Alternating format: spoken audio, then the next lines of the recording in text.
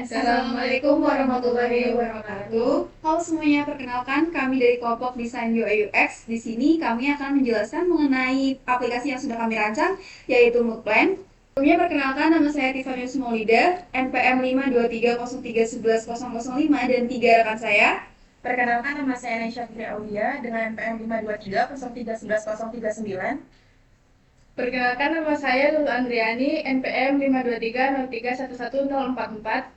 Perkenalkan, nama saya Imas Masuro dengan NPM 52303111043. Nah, untuk pembahasan yang pertama, kita akan membahas mengenai latar belakang masalah yang kita ambil.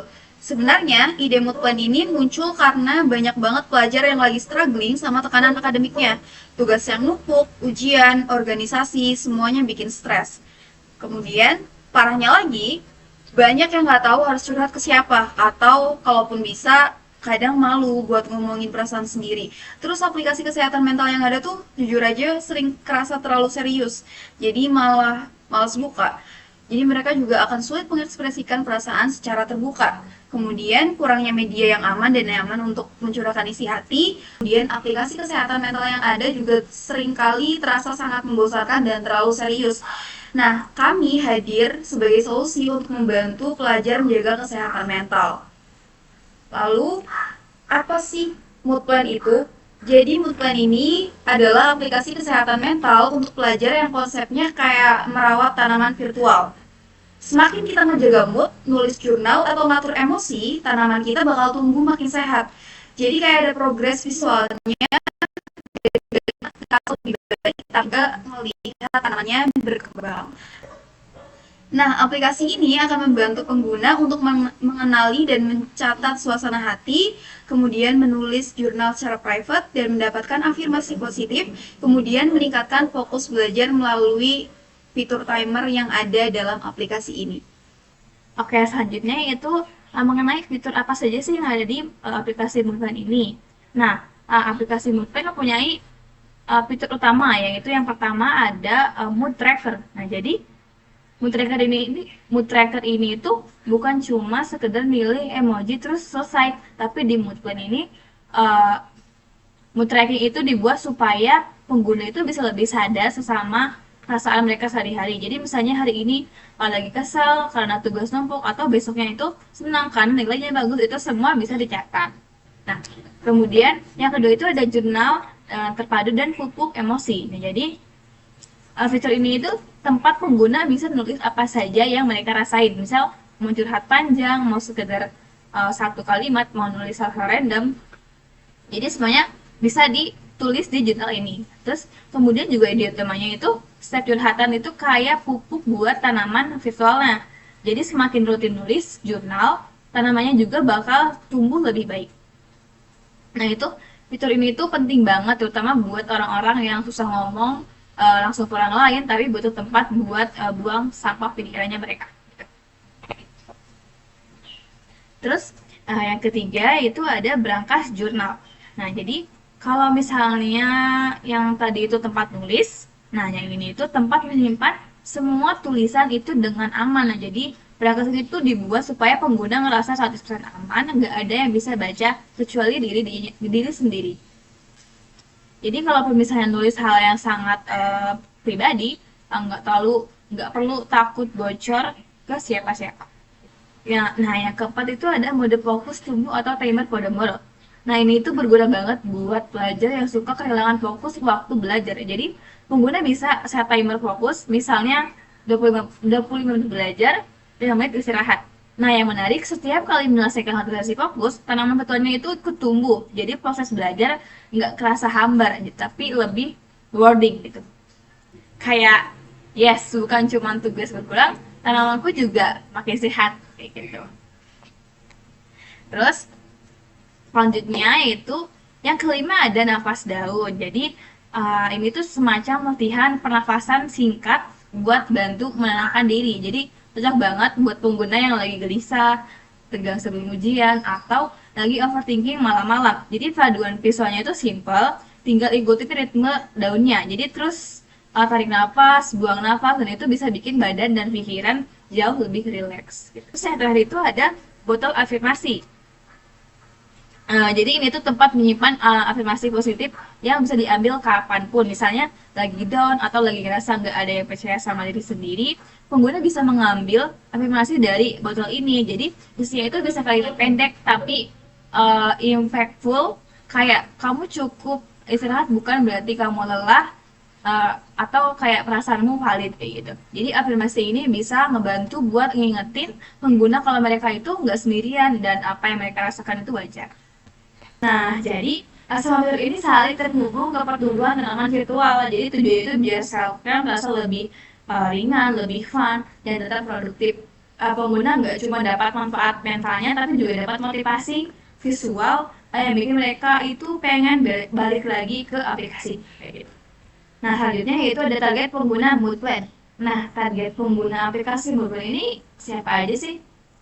Nah, jadi mood plan ini dirancang untuk yang pertama ada pelajar yang mengalami tekanan akademik, kemudian yang kedua itu ada pelajar dengan emosi yang mudah berubah, yang ketiga ada pelajar yang tertutup dan sulit bercerita pada orang lain, dan yang terakhir ada aplikasi ini memberikan ruang aman dan menyenangkan bagi mereka.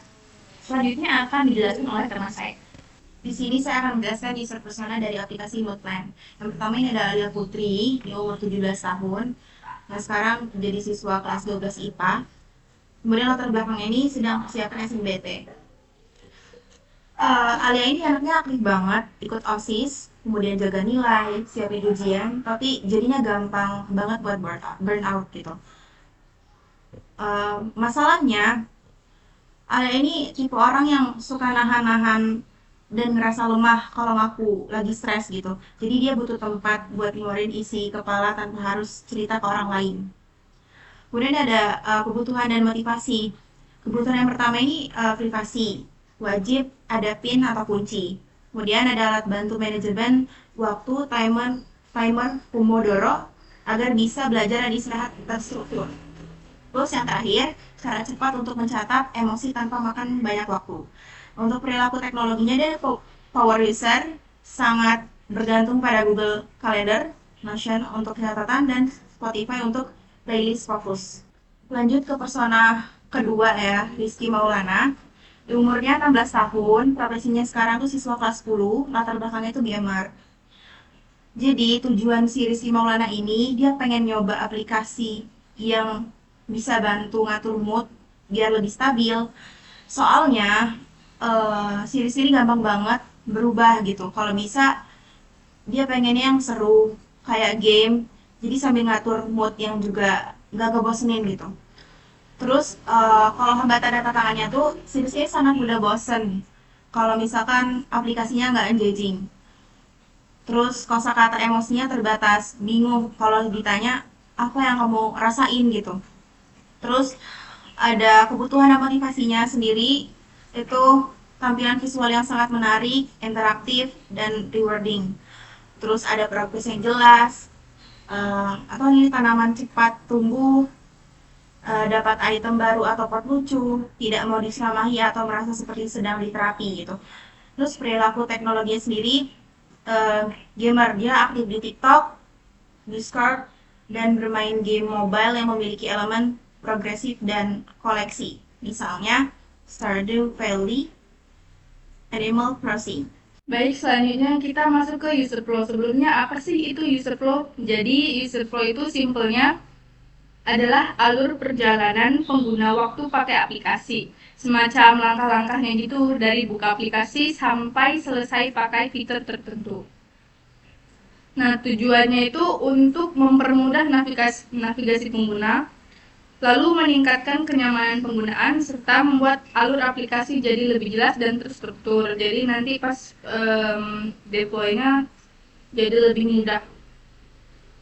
Kemudian untuk user flow mood plan bisa dilihat di sini.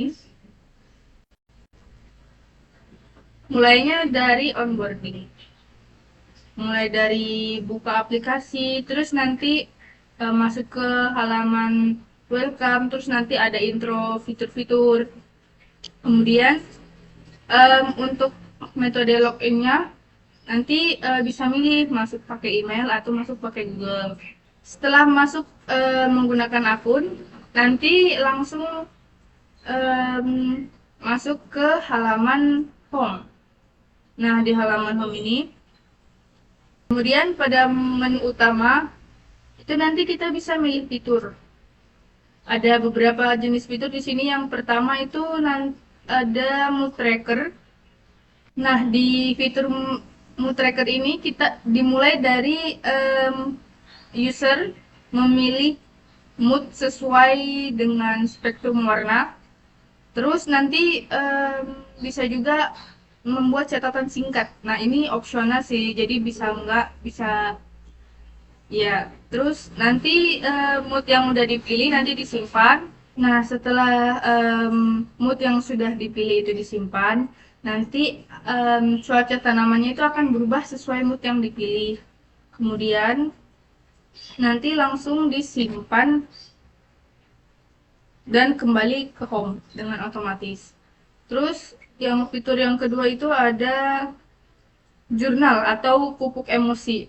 Nah, di sini alurnya user pilih fitur, kemudian buka menu jurnal. Nanti ada pilihan mau pilih buat jurnal baru atau melanjutkan jurnal yang sudah dibuat sebelumnya.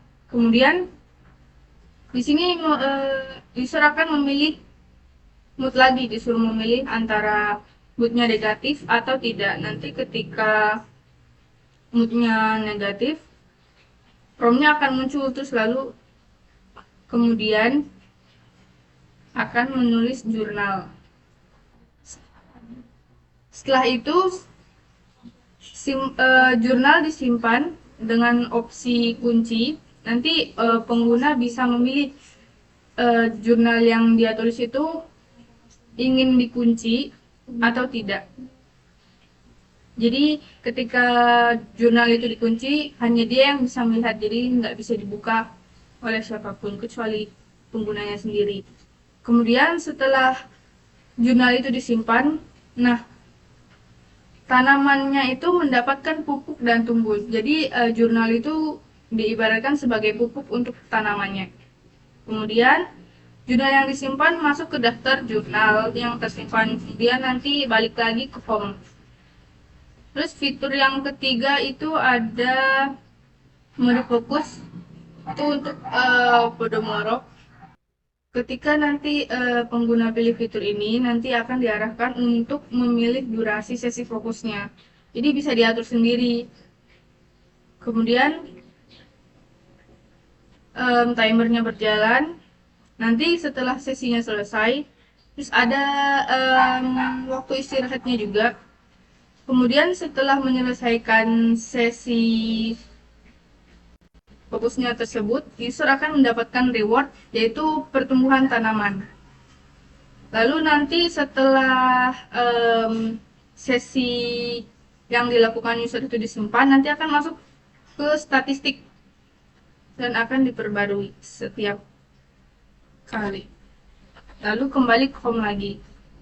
Terus fitur selanjutnya itu ada fitur latihan nafas atau nafas daun.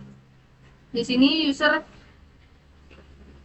fitur ini lumayan simple ya. Ini user milih fitur ini, terus pilih latihan nafas. Kemudian user mengikuti animasi pernapasan selama 1 menit. Kemudian selesai dan muncul pesan positif. Setelah itu selesai. Kemudian ada fitur yang terakhir, yaitu fitur botol afirmasi. Nah, di sini ketika user membuka fitur ini, nanti disuguhkan ada 3 pilihan. Nah, user bisa memilih afirmasi secara acak atau buka botol afirmasi yang user buat sebelumnya atau buat baru. Kemudian jika user menyukai afirmasi, nanti akan disimpan ke botol. Jika tidak, nanti afirmasi tersebut tidak akan dimasukkan ke koleksi pengguna. Nah, afirmasi yang disukai oleh pengguna nanti akan disimpan lalu akan dimasukkan ke koleksi pengguna. Seperti itu kira-kira. Sekian dari kelompok kami, kurang dan lebihnya mohon maaf. Assalamualaikum warahmatullahi wabarakatuh.